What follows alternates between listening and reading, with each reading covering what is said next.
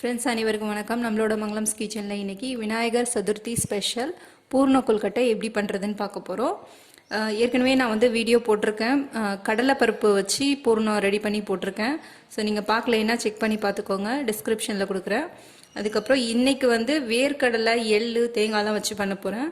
So வாங்க எப்படி பண்ணுறதுன்னு பார்க்கலாம். ஒரு கப் வேர்க்கடலை இது பார்த்திங்கன்னா ஏற்கனவே வறுத்துட்டு கொஞ்சம் தோலை எடுத்து வச்சுருக்கேன். நீங்கள் தோல் நீக்காமையும் அரைச்சிக்கலாம்.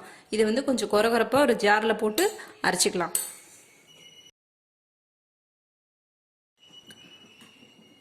பாருங்கள், வேர்க்கடலையை வந்து கொரகொரன்னு இடிச்சாச்சு. இதை ஒரு பிளேட்டில் எடுத்து வச்சுக்கலாம். அடுத்ததாக பார்த்திங்கன்னா ஒரு கப்பு எள் வச்சுருக்கேன். இது வந்து நல்லா கழுவிட்டு வெயிலில் காய வச்சு மண்ணு தூசியெல்லாம் எடுத்துகிட்டு சுத்தம் பண்ண கருப்பு எள். வெள்ளை எள் வேணாலும் போட்டுக்கலாம். இதுவும் ஒரு கப் எடுத்திருக்கேன். இதை வந்து நல்லா வறுத்துக்கோங்க. எள் வந்து சீக்கிரமே படபடன்னு வெடிச்சிரும். எள் வெடித்தோடனே ஒரு பிளேட்டில் போட்டு ஆற வச்சுட்டு இதையும் கொரகொரப்பாக அடிச்சிக்கலாம். இப்போது நல்லா எள் வந்து வெடிச்சிருச்சு. இப்போ வந்து ஒரு பிளேட்டில் போட்டு ஆற வச்சுக்கலாம். இப்போது ஆற வச்ச வறுத்த எள் இதையும் கொரகொரன்னு இடிச்சிட்டு வந்துடலாம். இப்போது எள்ளை வந்து கொரகொரன்னு இடிச்சாச்சு. இதையும் ஒரு பிளேட்டில் எடுத்துக்கிறேன் தனியாக. அடுத்ததாக ஒரு கப் தேங்காய் எடுத்துக்கிறேன். நெய் வந்து ஒரு டேபிள் ஸ்பூன் போட்டிருக்கேன். நெய் இல்லாமையும் வதக்கிக்கலாம். நெய் போட்டால் நல்லா வாசனையாக இருக்கும், டேஸ்ட்டாக இருக்கும்ன்றதுனால போட்டிருக்கேன். இது வந்து நெய்யிலே கொஞ்சம் நேரம் வதக்கிக்கோங்க. ஒரு 5 நிமிஷம் வதக்குனிங்கன்னா போதும். இப்போ தேங்காய் வந்து நெய்யில் வதக்கிட்டோம். இது வந்து தனியாக எடுத்து வச்சிடலாம். இப்போது வெல்லம் எடுத்துக்கலாம். வெல்லம் வந்து 2 கப் எடுத்துக்கிறேன்.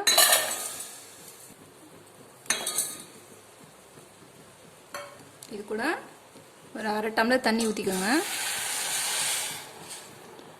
வெல்லம் வந்து கரையணும், அவ்வளோதான். பாகெல்லாம் தேவையில்லை. கரைஞ்சோன்னே நம்ம வடிகட்டி அதில் தூசியெல்லாம் இருக்கும், அதனால் வடிகட்டுறதுக்காக நான் அது கொஞ்சம் தண்ணி ஊற்றிருக்கேன். இது நல்லா கரையட்டும். இப்போது வெல்லம் பார்த்திங்கன்னா நல்லா கரைஞ்சிருச்சு. இப்போ ஸ்டவ் ஆஃப் பண்ணிவிட்டு தனியாக எடுத்துருங்க. இப்போது தேங்காய் வந்து நெய் ஊற்றி வதக்கி வச்சுருக்கோம். இதில் வந்து நம்ம பொடி பண்ணி வச்ச வேர்க்கடலையை சேர்த்துக்கோங்க.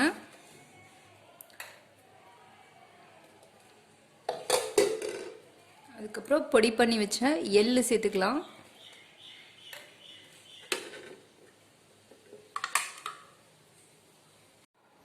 இது கூட ஒரே ஒரு பிஞ்சு சால்ட்டு சேர்த்துக்கோங்க, டேஸ்ட் நல்லாயிருக்கும். ஏலக்காய் பவுட்ரு 1/2 டீஸ்பூன் சேர்த்துக்கோங்க. இது எல்லாத்தையும் நல்லா மிக்ஸ் பண்ணி விட்டுக்கோங்க.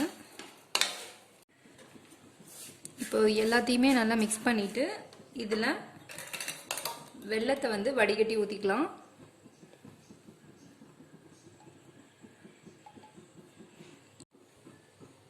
இப்போது நான் போட்டிருந்த 2 கப் வெல்லம் வந்து இதுக்கு கரெக்டாக இருந்தது. இது வந்து நல்லா ஈவனாக கிளறி விட்டுக்கோங்க. ஒரு 5 நிமிஷம் ஹீட்லேயே வந்து நல்லா கிளறி விட்டுட்டே இருக்கணும். வெல்லத்தில் வந்து தண்ணி நீங்கள் அதிகமாகிட்டாலும் இது கிளற கிளற வந்து நல்லா திக்காயிடும்.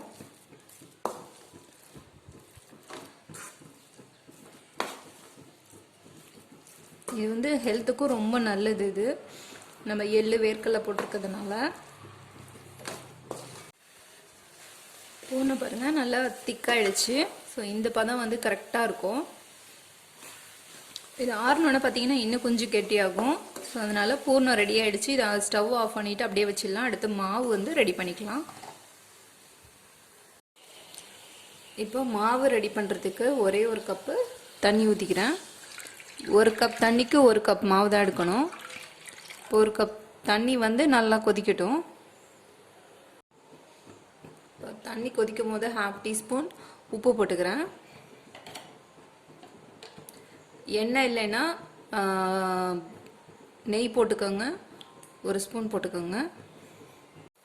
இப்போது தண்ணி நல்லா கொதிக்குது. கொதிக்கிற டயத்தில் மாவை கொஞ்சம் கொஞ்சமாக போட்டு அப்படியே மிக்ஸ் பண்ணிடுங்க. இந்த மாவு வந்து கட்டியெல்லாம் பிடிக்காது, அதனால தைரியமாகவே நல்லா கிளறி விட்டுருங்க.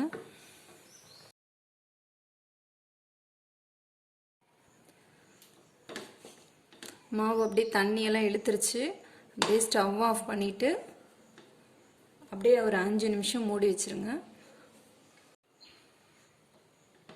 ஒரு 5 நிமிஷம் ஆயிடுச்சு. இப்போ மாவை கையில் எடுத்து நல்லா பிசைஞ்சு விட்டுக்கலாம். பாருங்கள், நல்லா சாஃப்டாகிடுச்சு மாவு, கையிலே ஒட்டலை. இதை ஒரு பாத்திரத்துக்கு மாற்றி எடுத்துருவோம். இப்போது ஒட்டாமல் இருக்கிறதுக்காக கொஞ்சமாக எண்ணெய் தொட்டுக்கிறேன்.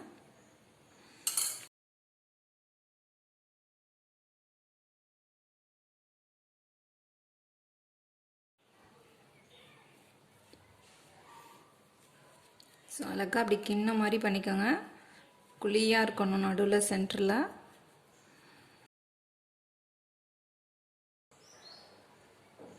ஸோ இது மாதிரி பண்ணிவிட்டு நடுவில் பூர்ணம் வச்சிடலாம்.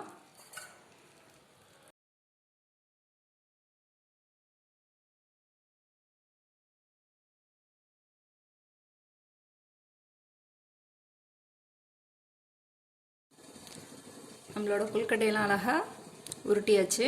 தண்ணி வந்து இட்லி பானையில் நல்லா கொதி வந்துட்டு இப்போ உள்ளே வச்சு மூடி போட்டுடலாம். நல்லா வேகணும். ஒரு 10 நிமிஷம் வேகிற வரலும் மூடி போட்டுடலாம்.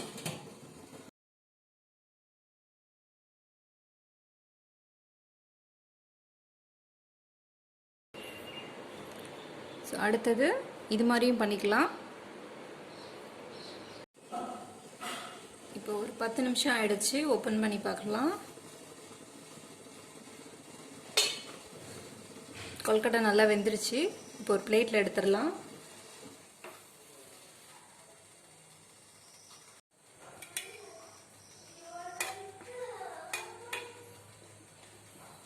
அழகாக நம்ம கொழுக்கட்டை ஒட்டாமல் சூப்பராக ரெடி ஆகிடுச்சு.